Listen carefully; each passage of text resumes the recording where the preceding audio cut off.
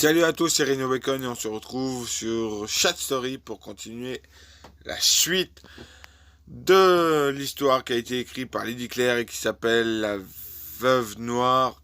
On en est au troisième chapitre, celui que j'attendais. Nous allons continuer. Petit résumé, épisode 3. Rachel a frappé très fort avec ce dernier meurtre. Mais qui a-t-elle tué? La ville est en état d'alerte. Les médias n'osent même plus parler de moi de peur de subir les conséquences. Pourquoi autant de crainte, me direz-vous? Eh bien, c'est simple. Ce Timmy m'a invité au bal de la ville parce qu'il fait partie des membres influents de la ville. Il était le fils du maire.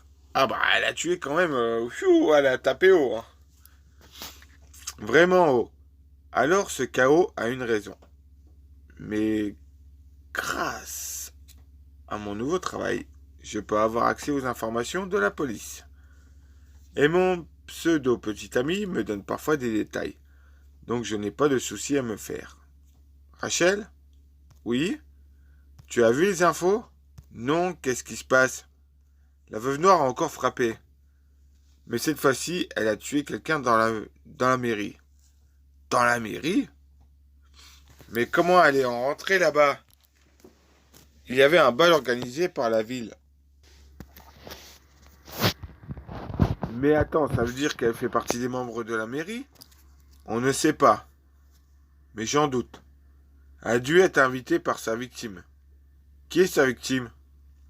Tu ne le sais même pas? Non. Mais tu fais peur, c'est qui? C'est le fils du maire. Oh! Mais c'est horrible. Je confirme. Du coup, j'ai été appelé par le commissariat dans le week-end. Pourquoi? C'est mon affaire. Et personne ne veut travailler dessus à part moi. Sérieux? Oui, ils ont tous peur. Je peux t'aider? Comment ça? Je sais pas trop en tant que consultante. Si tu es d'accord, ça ne me dérange pas. Tant que j'ai de l'aide. Ok, eh ben, je te rejoins au commissariat. Super. Arrivé là-bas, Sébastien m'informe de détails sur l'enquête dont les médias ne sont pas au courant. À chacune de ses victimes, elle grave un nombre sur le torse de sa victime avant de le mettre en costard. C'est morbide. Et ce nombre, c'est quoi? En sachant qu'il augmente de 1 à chaque meurtre, on en a vite déduit que c'était le numéro de la victime. Elle en est... Elle en... Et elle est à combien? Déjà, elle a commencé à 3, donc nous n'avons jamais retrouvé ses deux premières victimes. Ensuite, elle continuait de 1 en 1 jusqu'à aujourd'hui. Comment ça? Elle a écrit le nombre 14, alors que la dernière victime porte le numéro 12. Tu veux dire que vous n'auriez pas retrouvé sa 13e victime? Je ne sais pas trop. Elle cherche peut-être à nous induire en erreur. Ou alors, depuis le début, ces nombres voulaient dire autre chose. Wow, ça va loin. Qu'est-ce que ça pourrait vouloir dire d'autre? Je n'en sais rien. Tu as une idée, sinon, de qui étaient ces deux premières victimes? Sûrement la raison de sa colère. Comment ça? Il y a deux types de tueurs en série. Ceux qui ont un objectif cible à atteindre qui est la raison de leur colère. Dans ces cas-là, la cible est la dernière victime. Et l'autre type, ceux qui ont tué la cible en premier, mais qui ont pris goût.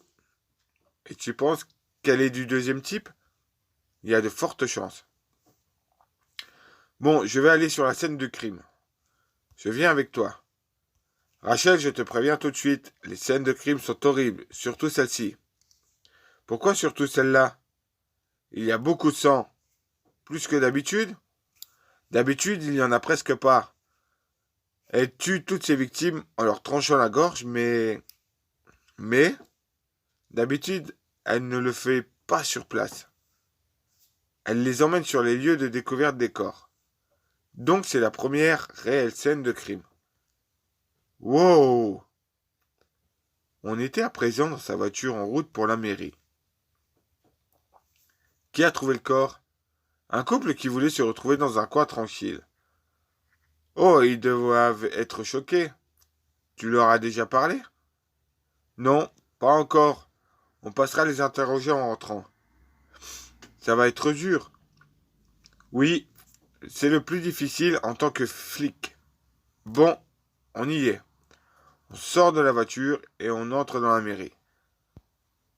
Personne ne risque de me reconnaître car j'ai repris mes cheveux naturels. Je suis à nouveau blonde. Ma coloration n'était que temporaire. Et je portais un masque, donc je peux entrer sans crainte. On se dirige vers la fameuse pièce. En ouvrant la porte, on voit une traînée de sang par terre. Je fais un air choqué. Tu veux sortir? Non, je peux supporter, mais c'est vraiment affreux. Dans la pièce, un officier nous regarde avant de commencer son topo. La scientifique a emporté le corps pour autopsie. Le cadavre se situait dans le coin là-bas. Il pointe le coin de la pièce. C'était vraiment moche. Mais Seb, c'est qui cette femme? C'est une consultante. Je savais pas que tu avais une consultante. C'est du bénévole, étant donné la situation. La ville est en quarantaine. Ça craint. On fait le tour de la pièce plusieurs fois. Quand je remarque un truc. Un bout de tissu sur la commode. Sébastien? Oui? Regarde là, sur la commode. Qu'est-ce que... On dirait un bout de tissu provenant d'une robe. Oui, c'est super. On n'avait encore jamais retrouvé d'indice sur une scène de crime. Tu l'as dit toi-même, c'est la première vraie scène de crime. Oui, mais ça ne lui ressemble pas. Elle peut avoir oublié ça dans la précipitation. Après tout, ça devait être bondé, c'était un bal officiel. J'ai des doutes, toujours. Ne la sous-estime pas. Oh, jamais je ne ferai cette erreur, mon chou. Elle devait sûrement avoir tout préparé à l'avance. Ce n'est pas faux. Elle est intelligente. Effectivement. J'ai l'impression que tu en es en admiration. Je la respecte. Ce n'est pas pareil. Ne t'inquiète pas, je comprends. C'est ton métier après tout. Bon, allons voir ce couple. Il se tourne vers l'officier en lui tendant le sachet dans lequel il avait mis le bout de tissu. Tu peux envoyer ça à la scientifique? Bien sûr. Nous arrivons devant un immeuble. Sébastien vérifie sur son téléphone les infos. C'est ici. Très bien, montons. C'est au 5e étage. Quel appartement? 514. Pourquoi était-il au bal? C'est une secrétaire de la mairie et son conjoint. On arrive au niveau de la porte avant de toquer. Une jeune femme nous ouvre. Elle a l'air dévastée. Je parie que Sébastien a pitié d'elle, donc je fais mine d'être empathique. Après un entretien, des larmes et beaucoup de paroles, nous ne sommes pas plus avancés que ça. Heureusement, sinon je ne suis plus une bonne tueuse. Sébastien me propose un verre pour me changer les idées avant de rentrer. Tu tiens pas l'alcool, je te rappelle. Oui, mais un verre ou deux, ça passe.